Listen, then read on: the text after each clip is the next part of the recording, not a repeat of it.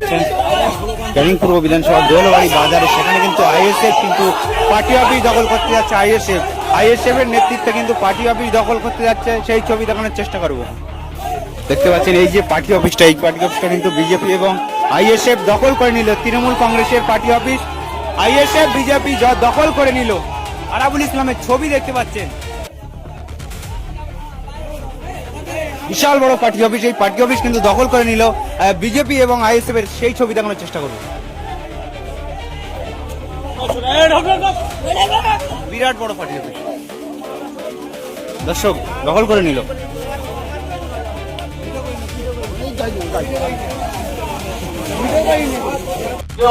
আমাদের উপর হয়েছে, যারা ওলি ভাই হয়েছে এবং আমাদের ঘর বাড়ি সব নষ্ট করেছে।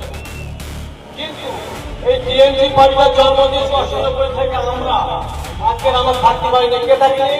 হারবার জাহান্নামের কুকুর, সেই কুকুর হচ্ছে আজকে আমাদের সব শেষ করে দিয়েছে। আমরা চাই যে জনতা পার্টি যখন আমাদের ক্ষমতা আছে, আমরা একটা ফুল খুঁজে পাচ্ছিলাম, যেটা একটা কিনারা ধরে আমরা ওই হারমানকে আমরা শাস্তি করবো এবং ওদেরকে আমরা বঙ্গোপসাগরে তুলে ফেলবো, এটা আমাদের চেষ্টা ছিল। কিন্তু মালিকের ইচ্ছা যে আজকে আমাদের এই জয় শুধু মোদী সরকারের জয় নয়, এটা আমাদের সমস্ত মানুষের জয়। যে জয় আসবে আমাদের এখানে আনন্দের জায়গাটা তৈরি করে নিয়েছে। এমন একটা আনন্দ করবো না যে ওরা কুকুর বলে আমরা কুকুর হবো না, ওরা কামড়াচ্ছে বলে আমরা কামড়াবো না। তারা হারবার না, এখন থেকে এসে পায়ে যাচ্ছে আমাদেরকে নাও, আমাদেরকে বাঁচাও। কিন্তু আমি একটা বড় রাখতে চাইছি, হ্যাঁ নেবো, তাকে নেবো যারা মানুষের উপরে অত্যাচার করেনি, আমাদের সঙ্গে মিলেমিশে চলেছে।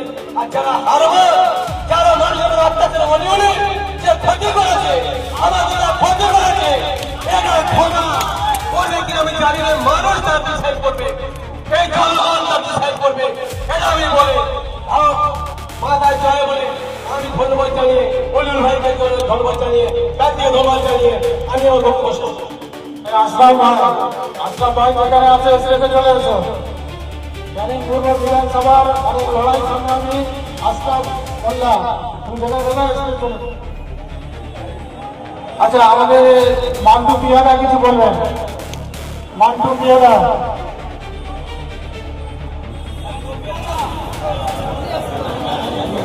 আচ্ছা, মান্টু পিয়াদা এসে তারপরে এখন বলছেন আজিহার পিয়াদা।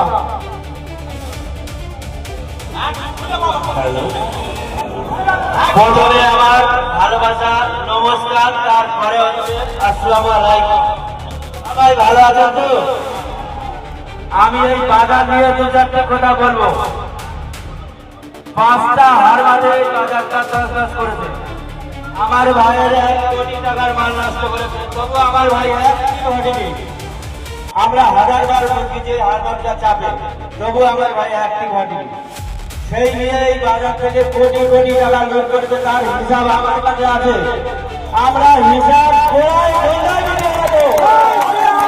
আমাদের যে সমস্ত দোকানদারের টাকা দিয়েছে তাদের উদ্দেশ্যে বলবো, তারা করে আমাদের কাছে দেবে, আমি আমাদের কাছে ধরিয়ে দেবো। ওই টাকা খোলায় গোটায় ওদের রক্ত বিক্রি করে ওই টাকা হিসাব দেবো। এই বলে আমার বক্তব্য আমি এখানে শেষ করলাম। আচ্ছা, এখন আমি অনুরোধ করবো আসলাম সরকারকে আসার জন্য। আসলাম সরকার, এই ঢালিপাড়া আসলাম সরকার, 1 মিনিট কবে চলেছে? ঢালিপাড়া আসলাম সরকার, আপনি স্টেজে আসুন। আচ্ছা, এই স্টেজটাকে খালি করে দেবো।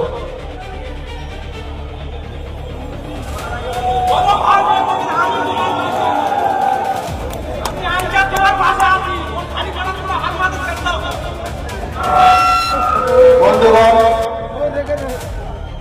এই জামায়াত বলে দিচ্ছে আগামী দিনের ভবিষ্যৎ। আগামী দিনের কি ভবিষ্যৎ হচ্ছে এই জামায়াত বলে দিচ্ছে। এটা আমাদের প্রতিবাদের ভাষা, আমাদের প্রতিবাদের ভাষা। প্রতিবাদের ভাষা বিভিন্ন রকম হতে পারে। প্রতিবাদের ভাষা যদি আমরা শিখতে চাই, প্রতিবাদের ভাষা আমরা যদি শিখতে চাই, আমার পাশে দাঁড়িয়ে আছে অলিউর রহমান, ওর নেতৃত্বে আমরা চলবো, ওর কাছ থেকে আমরা শিখবো এই প্রতিবাদের ভাষা।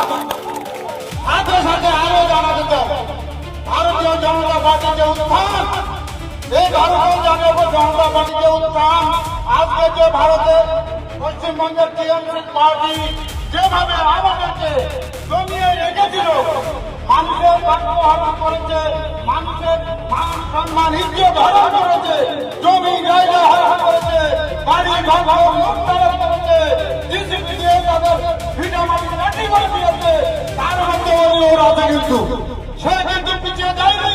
আমরা অনেক নেতৃত্ব ছিলাম, আমরা সরে গিয়েছি, কিন্তু ও যায়নি বাবা, ও জায়গায় দাঁড়িয়েছিল। তাই এই ইজ্জত আপনারা দিচ্ছেন ওকে, আমাদের কাছে না, ওকে দিচ্ছেন এই ইজ্জত, ওকে দিচ্ছেন ভারতীয় জনতা পার্টি। ও একজন ভারতীয় জনতা পার্টির প্রতিনিধি, সেই প্রতিনিধিকে আমরা সম্মান জানাই শ্রদ্ধার সঙ্গে। আগামী দিনে এই ক্যানিং টু ব্লকে সর্বত্র বিজেপির পতাকা উঠবে এই আশা, এই আকাঙ্ক্ষা রেখে সকলকে অভিনন্দন জানিয়ে আমার কথা এখানে শেষ করলাম। ভারতীয় জনতা পার্টি জিন্দাবাদ। আফা সচিন টিয়াদাকে কিছু বলার জন্য আমি আগ্রহ প্রকাশ করছি, তার মার্গদর্শন এই জনসমাজে রাখবার জন্য আমি অনুরোধ করছি।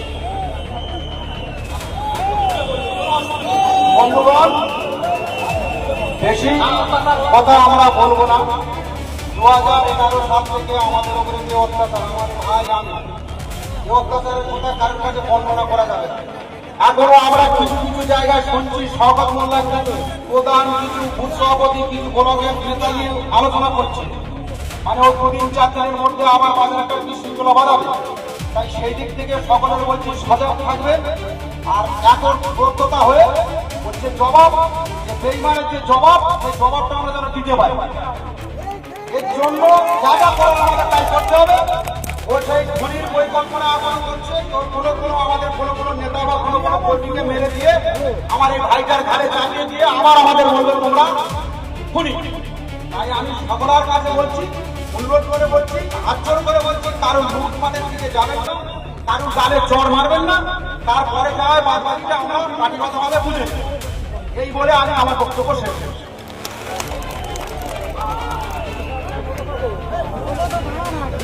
এই বাগবাড়ির সভা নষ্ট, তুমি যদি এখানে এসে থাকো মঞ্চে চলে এসো।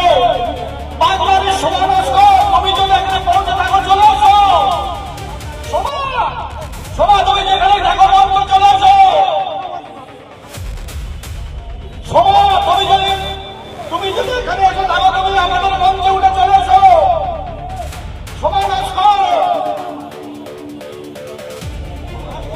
সমানস্কর মহাশয়া, আপনি যদি আমাদের মাইকের আওয়াজ যদি গানে পৌঁছায়, আপনার কাছে ভারতীয় জনতা পার্টির পক্ষ থেকে বিলম্ব অনুরোধ, আপনি স্টেজে চলে আসবেন। আর স্টেজটা প্লিজ আপনারা আমাদের সহযোগিতা করুন, স্টেজটা খালি করার একটু ব্যবস্থা করুন, একটু খালি করুন, স্টেজটা একটু খালি করুন, একটু স্টেজটা খালি করে দেওয়ার ব্যবস্থা করুন। এরপরে